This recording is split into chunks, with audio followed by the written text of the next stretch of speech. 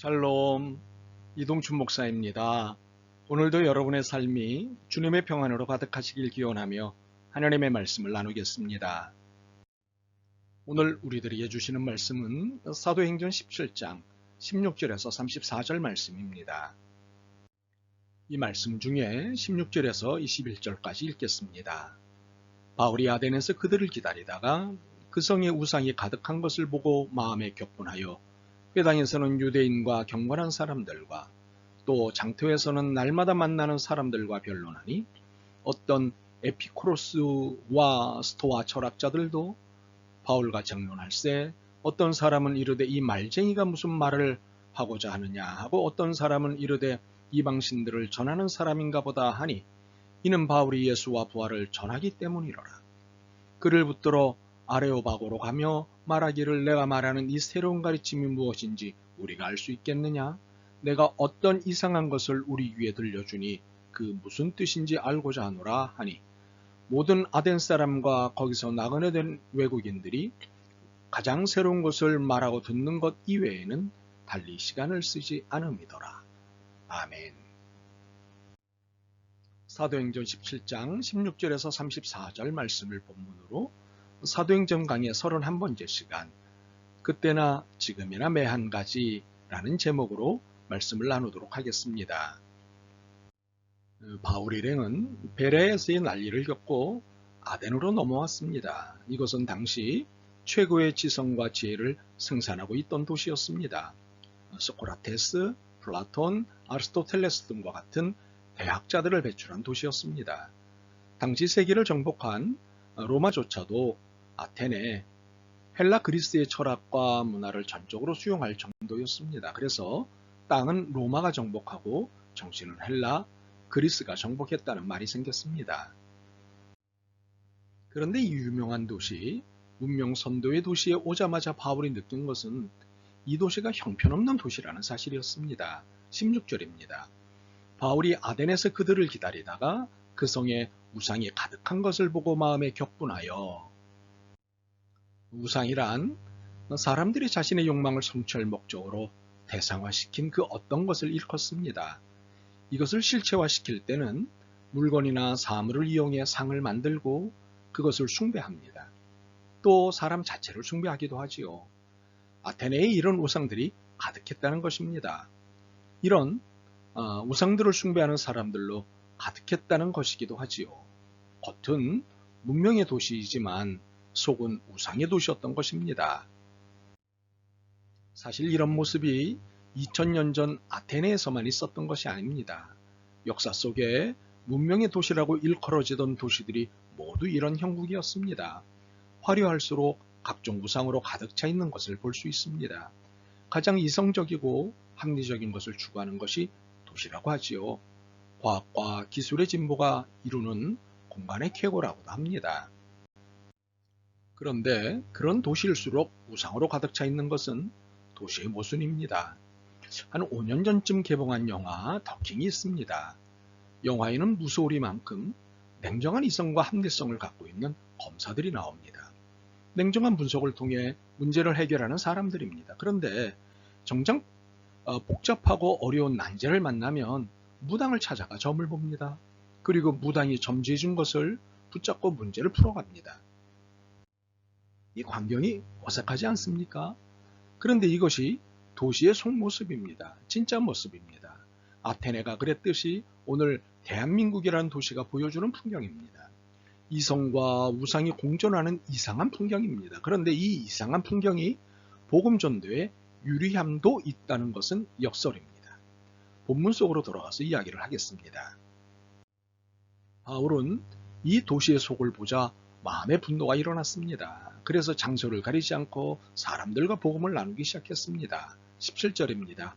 회당에서는 유대인과 경건한 사람들과 또 장터에서는 날마다 만나는 사람들과 변론하니 아테네 이전까지만 하더라도 바울은 회당에서 복음을 전했습니다. 그러나 이곳은 이래서는 안 되겠다는 생각이 들었던 것 같습니다. 그 도시를 주도하는 사람들이 회당보다는 장터나 광장에 많다는 사실을 간파했던 것 같습니다. 그래서 장터와 광장에서도 복음을 전하기 시작했습니다. 역시 그의 판단대로 장터에서 아테네의 여론을 주도하는 세력들을 만났습니다. 18절입니다. 어떤 에피쿠로스와 스토아 철학자들도 바울과 장론할세 어떤 사람은 이르되 이 말쟁이가 무슨 말을 하고자 하느냐 하고 어떤 사람은 이르되 이방신들을 전하는 사람인가 보다 하니 이는 바울이 예수와 부활을 전하기 때문이로라. 당시 아테네의 여론, 아테네의 사상을 주도하는 세력이 둘 있었는데 에피쿠로스의 철학자들과 스토아 철학자들이었습니다.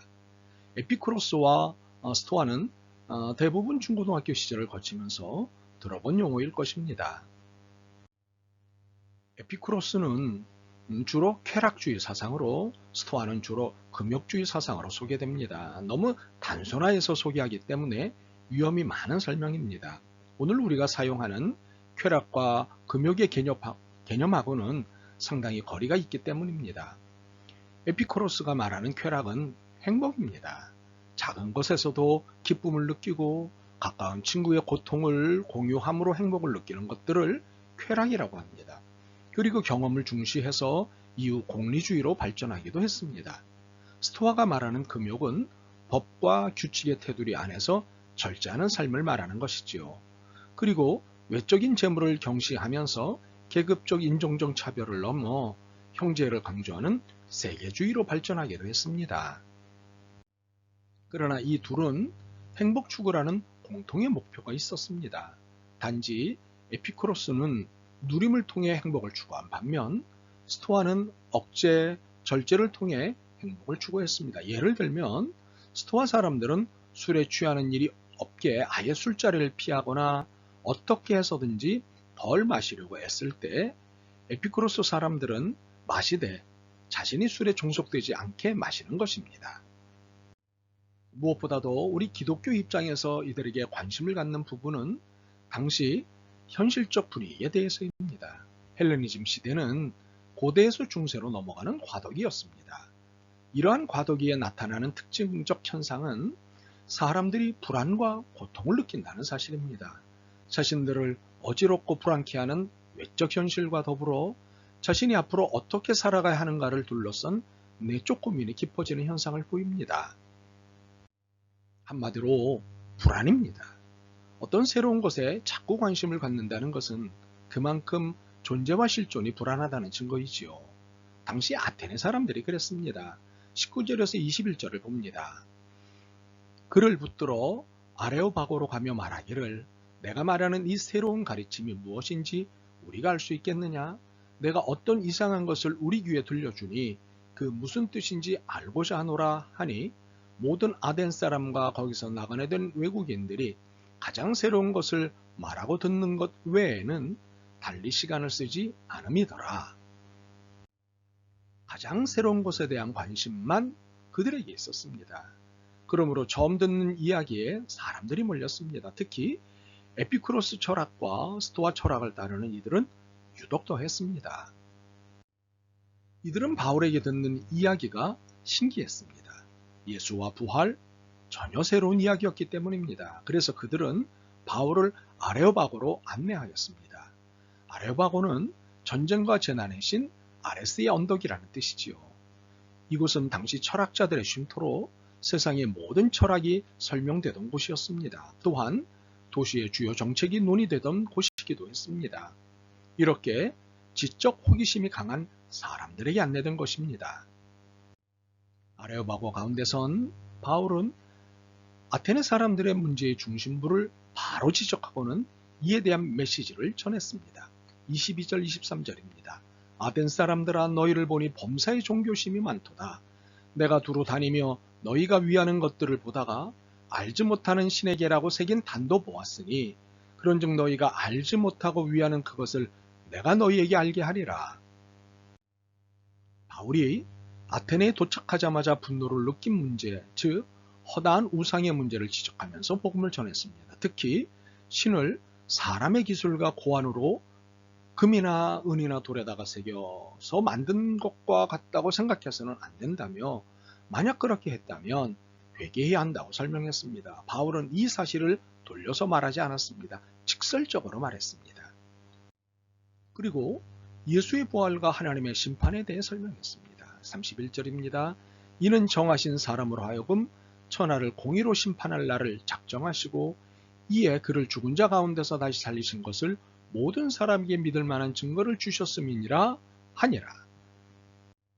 아테네는 우상숭배와 새로운 것을 추구함이 문제였습니다. 바울은 이 문제들을 집중적으로 지적했고 그것의 해결책이 복음이라는 사실을 설명한 것입니다. 그 도시에 맞는 설명이 바울이 복음을 전하는 방식이었습니다. 도식화되고 정형화된 방식이 아니었습니다. CCC 대학생 선교회의 사형리는 정형화의 전형입니다. 모두에게 일률적으로 적용하는 것은 문제가 있습니다. 저마다의 사정이 다르고 특수함이 있기 때문입니다. 그러므로 아테네는 아테네의 문제가 있듯이 안양에는 안양의 문제가 있는 것입니다. 안양의 문제를 찾아 복음의 접촉점을 찾아야 합니다. 저 사람에게는 저 방식이, 이 사람에게는 이 방식이 맞는 것입니다. 그러나 분명한 공통의 사실이 있습니다. 예나 지금이나 도시인들은 불안의 실존을 살고 있다는 것입니다. 모양이 화려해지고 이성과 과학이 발달할수록 도시인들은 불안의 깊이가 더해져 간다는 사실입니다. 새로운 것을 더욱더 찾는다는 것이 그 결정적 증거입니다. 그런데 많은 교회들이 새로운 방식으로 새 것을 찾는 도시인들에게 다가가려고 합니다. 원인은 따지지 않고 겉만 보고 진단합니다. 현대적이고 시대적인 방식을 운운합니다. 아닙니다. 현대인 도시인들의 원인은 불안에 있습니다. 이 불안은 예전에도 있었고 에덴 동산에서도 있었습니다. 그러므로 불안에 초점을 맞춰 그들의 삶의 자리에서 이해할 수 있는 접근 방식을 선택하는 것이 바울이 우리에게 가르쳐준 복음 전달 방식입니다. 현대인들이 자신의 불안의 문제를 해결하는 방식은 예전 아테네의 방식인 에피쿠로스 쾌락주의 방식을 선택하든가 스토아 금욕주의 방식을 선택하든가입니다. 이 두 방식은 모더니즘 시대에도 현재의 포스트 모더니즘 시대에도 거론되고 있는 포스트 모더니즘 시대에도 동일합니다. 끊임없이 새로운 것을 찾지만 해 아래 새로운 것은 없습니다. 그리스도의 복음만이 우리를 새롭게 할 것입니다. 그리스도의 복음은 예나 지금이나 불안에 떨고 있는 모든 사람들에게 동일한 진리입니다. 각 도시의 특징적 언어와 형편을 사용하되 복음의 내용은 영원히 동일합니다. 그리고 복음에 대해 반응하는 모습도 예나 지금이나 동일합니다. 32절에서 34절입니다. 그들이 죽은 자의 부활을 듣고 어떤 사람은 조롱도 하고 어떤 사람은 이 일에 대하여 내 말을 다시 듣겠다 하니 이에 바울이 그들 가운데서 떠나매 몇 사람이 그를 가까이하여 믿으니 그 중에는 아레오바고 관리 디오누시오와 다말이라 하는 여자와 또 다른 사람들도 있었더라. 믿는 사람이 있고 믿지 않는 사람이 있습니다. 언제나 동일한 반응입니다. 그러므로 달라졌다는 것은 겉모양이지 본질은 아닙니다. 새롭다는 것은 외형이지 속은 아닙니다. 사람이 복음으로 바뀌기 전에는 절대 새로운 것이 아닙니다. 그러므로 새 것, 현대적인 것, 도시적인 것에 현혹되지 마시고 복음의 본질에 충실한 교회 그리고 우리의 신앙생활이 되길 소원합니다. 아멘. 주님, 시대의 변화와 장소의 다름에 고민을 하지만 복음의 본질은 놓치지 않게 믿음을 주옵소서. 시대와 대화를 하되 시대를 붙잡는 진리인 복음을 놓치지 않는 믿음을 주옵소서. 예수 그리스도의 이름으로 기도드립니다. 아멘. 오늘도 여러분의 믿음과 삶을 응원합니다. 사랑합니다.